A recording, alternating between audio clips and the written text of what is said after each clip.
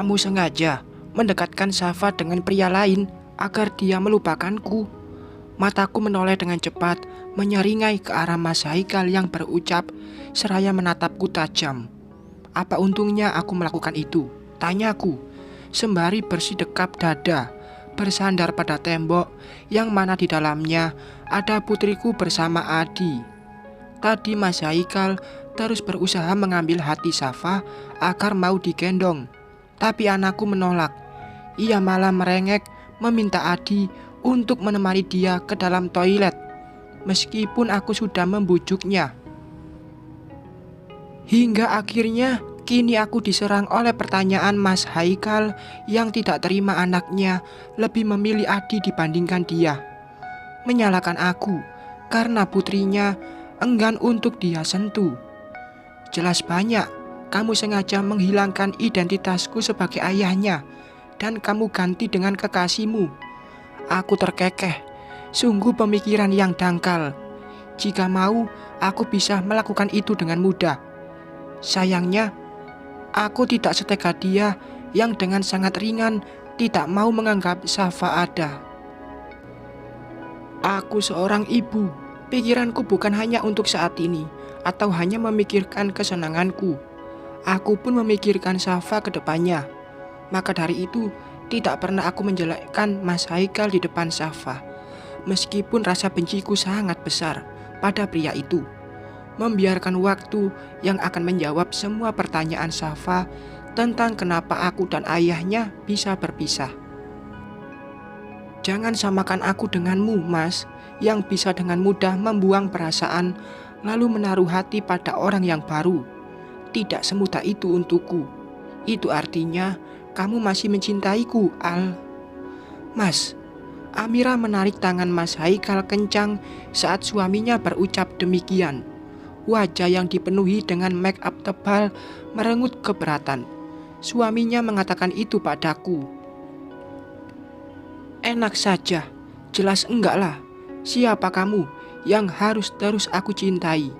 Sudahlah, sebaiknya kalian cepat pergi dari sini. Tidak pegal sedari tadi berdiri di sini, tanyaku melirik sinis mereka. Aku ingin memastikan putriku baik-baik saja. Kalau dia sama orang tadi gimana? Aku memutar bola malas ke arah Mas Haikal. Tanpa bicara lagi, aku langsung masuk ke dalam toilet di mana Safa berada. Udah, tanyaku pada gadis itu. Safa mengangguk. Aku pun segera mengurus dia. Sementara Adi langsung keluar, membiarkan aku dan putriku saja di dalam sini. Entahlah ayahnya Safa masih ada di sana atau tidak. Masa bodoh dengan dia yang tiba-tiba sok peduli pada putrinya. Itu bukan peduli, tapi lebih tepatnya pencitraan. Sama sekali pikiran ini tidak melihat sisi baik Mas Haikal. Mungkin rasa sakit yang dia berikan teramat dalam hingga dalam pikiranku hanya ada tentang kejelekan dia. Mama, Safa tidak mau ikut ayah, celetuk Safa setelah aku selesai memakaikan diapers padanya. Safa tidak akan ikut ayah, Safa akan selalu sama mama. Tapi kalau boleh mama tahu kenapa Safa tak mau ikut ayah? Kan itu ayahnya Safa, tanyaku, membuat bibir itu mengerucut. Safa mengusap keningnya yang tertutupi poni. Safa takut dimarahi nenek lagi. Ayah juga enggak mau main bareng Safa, kayak Om Adi dan Opa. Aku tersenyum seraya mengusap pucuk kepala Safa. Iya, Safa tidak akan ke rumah nenek. Safa dengan mama aja ya. Putriku mengangguk dengan mata berbinar. Usia Safa masih 3 tahun, tapi dia sangat cerdas dan perasa. Dulu saat aku menangis karena luka hati yang diberikan ayahnya, dia selalu setia berada di sampingku, mengusap pipiku dengan tangan mungilnya. Rasanya sangat bodoh jika aku harus memberikan Safa kepada Mas Haikal. Itu tidak akan terjadi. Beberapa saat di dalam toilet, aku dan Safa keluar hendak kembali ke meja kami.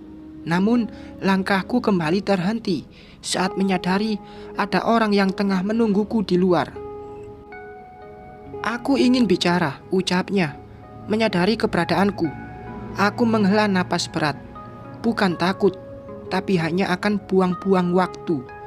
"Aku harus kembali," kataku melanjutkan langkah. Namun tanganku ditahannya. Dia tidak membiarkan aku pergi. "Ada apa lagi sih, Amira? Aku hanya ingin bicara empat mata denganmu. Hanya sebentar," ujarnya lagi.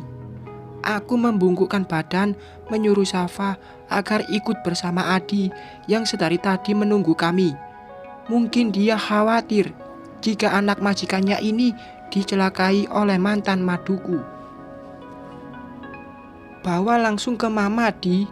Adi mengangguk patuh, lalu berlalu dari hadapanku. Amira membawaku pergi keluar dari gedung ini, duduk di bawah lampu yang kemerahan. "Cepat katakan, nanti orang tuaku akan mencariku," ucapku, tidak ingin lama-lama. "Jangan campur adukan masalah pribadi dengan pekerjaan, Lin." Aku menoleh pada wanita itu. Wajahnya datar, tanpa ekspresi. Apa dia bilang, "Jangan campur adukan pekerjaan"? Apa maksudmu? Aku tidak paham. "Sekarang kamu punya kekuasaan. Orang tuamu pemilik perusahaan tempatku bekerja. Bisakah jangan menyuruh ayahmu untuk memecatku dan ayah?" Oh, ternyata dia takut karirnya akan berakhir. Ceritanya dia sedang memohon, tapi tidak aku lihat wajah tulus di sana. Itu bukan seperti permohonan, tapi sebuah perintah. Dan sayangnya, aku tidak suka diperintah oleh orang yang tidak ada hubungannya denganku. "Kamu tenang saja, aku profesional. Kerja ya kerja, urusan pribadi lain cerita," ucapku tenang. "Bagus. Dan satu lagi," Amira menoleh, menatapku dengan serius. "Jangan goda suamiku, karena aku tidak sudi untuk berbagi," ujar Amira yang langsung berdiri lalu pergi begitu saja. Aku hanya diam, tidak bisa berkata-kata dengan permintaan akhirnya. Tadi dia bilang tidak sudi untuk berbagi. Hei, kemana saja dia? Bukankah aku dan dirinya sempat berbagi sebelum akhirnya aku yang mengalah? Setelah melihat tubuh Amira masuk ke dalam gedung, aku langsung tertawa terbahak. Lelucon Amira sangat berhasil membuatku terhibur. Ah, dasar wanita angku. Dia duluan yang masuk dalam kehidupanku dan kini langsung merasa tersaingi setelah aku memutuskan untuk keluar dari hubungan toksik itu. Tidak ingin dikira orang gila oleh orang-orang yang lewat, aku segera masuk ke dalam gedung untuk kembali bergabung dengan keluargaku. Saat aku masuk, ternyata di depan sana sedang ada pembagian hadiah. Papa sengaja membuat banyak kado untuk dibagikan kepada staf dan karyawan, hanya untuk menyenangkan hati mereka di hari yang spesial ini. "Teman-teman aku enggak dikasih, Pak," tanyaku, melirik ke belakang. "Teman yang mana?" "Teman pabrik," ucapku lagi. "Tentu saja ada.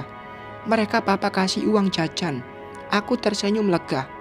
Bagaimanapun, keberadaan mereka sangat penting dan dibutuhkan. Tidak mungkin sebuah perusahaan garmen akan berjalan tanpa operator jahit. Emangnya mesin jahit akan bergerak sendiri, membuat lengan baju, saku, dan lainnya? Itu tidak mungkin.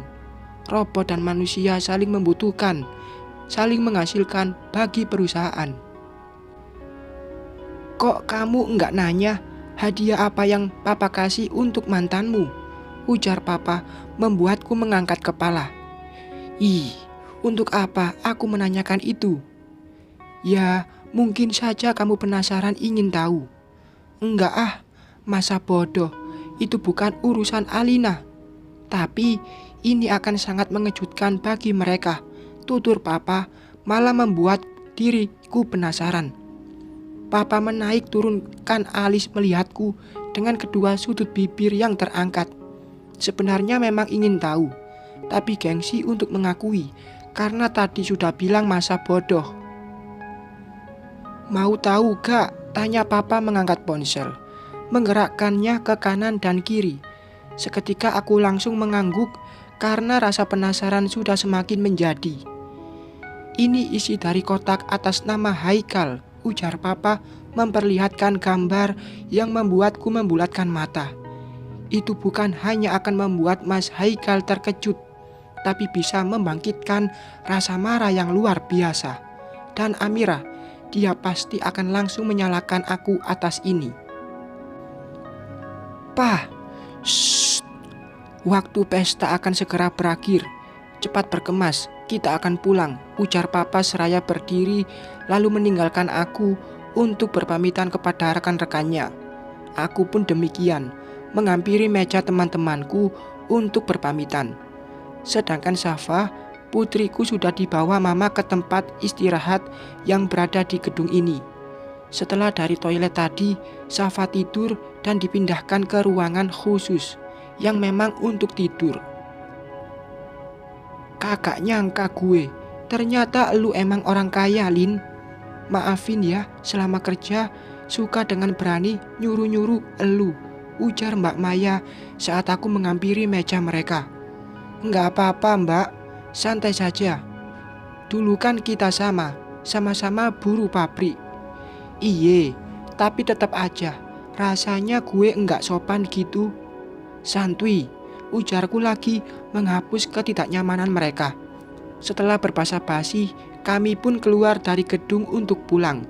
Teman-temanku masuk ke dalam bus pariwisata yang mereka sewa, sedangkan aku masih berdiri melambaikan tangan ke arah mereka.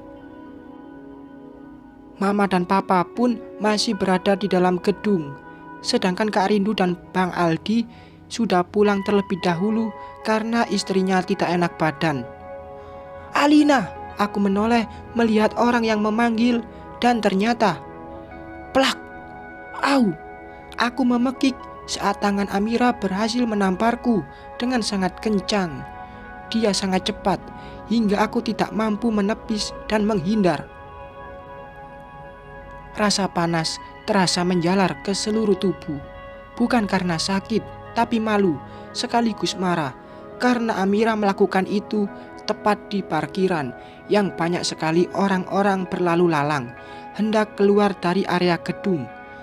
"Kamu apa-apaan sih? Main tampar-tampar aja. Sakit," kataku berteriak.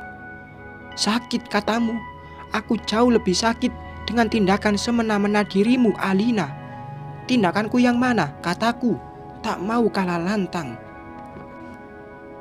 "Baru tadi kamu berkata akan bersikap profesional, tidak akan mencampur adukan pekerjaan dan masalah pribadi. Tapi mana buktinya? Kamu malah menyuruh ayahmu untuk memecatku dan Mas Haikal. Dasar anak mami, manja." "Stop!" Aku mengangkat tangan ke arah Amira. "Oh, jadi karena itu dia marah padaku, karena isi kado yang dia dan suaminya dapat. Ternyata surat pemberhentian kerja."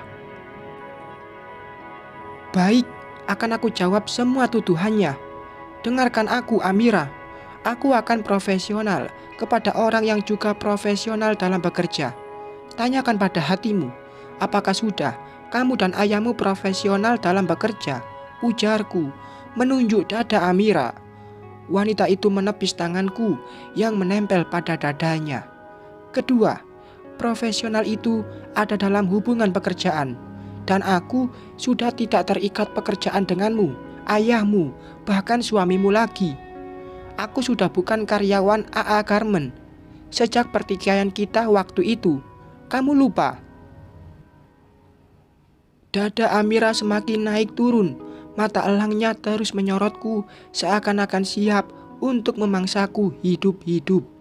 "Ketiga, aku sama sekali tidak menyuruh papa untuk memecat kamu, suamimu, dan ayahmu hanya karena masalah pribadi.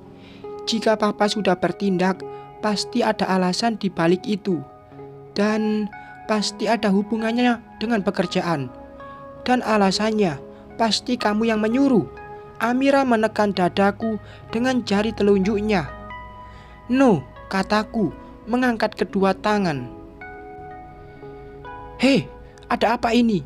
Kenapa kamu mendorong-dorong putri saya?" Papa datang langsung menjauhkanku dari Amira yang masih dalam puncak amarah. "Ini loh, Pak, dia marah karena mendapat kado surat pemecatan. Dia pikir aku yang menyuruh Papa melakukan itu," ujarku menjawab pertanyaan Papa. "Oh, kamu termasuk yang mendapatkan kado itu? Bukankah sudah sangat jelas tertulis di sana? Jika ingin tahu sebab dan alasan diberhentikan, silakan datang besok ke tempat kerja pada jam yang tertera pada surat." "Kurang jelas."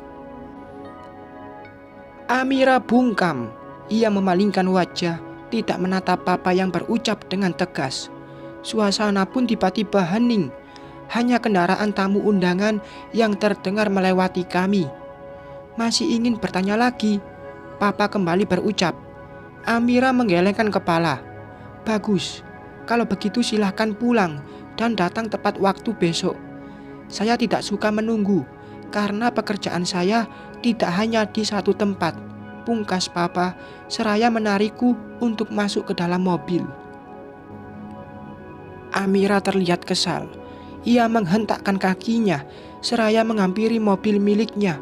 Mirisnya, Mas Haikal yang katanya kepala keluarga hanya berdiri, tidak melakukan apa-apa. Dia membiarkan istrinya berhadapan dengan bos besar, sedangkan dia malah bersembunyi di balik tubuh ibunya. Dasar laki-laki cemen. Bersambung.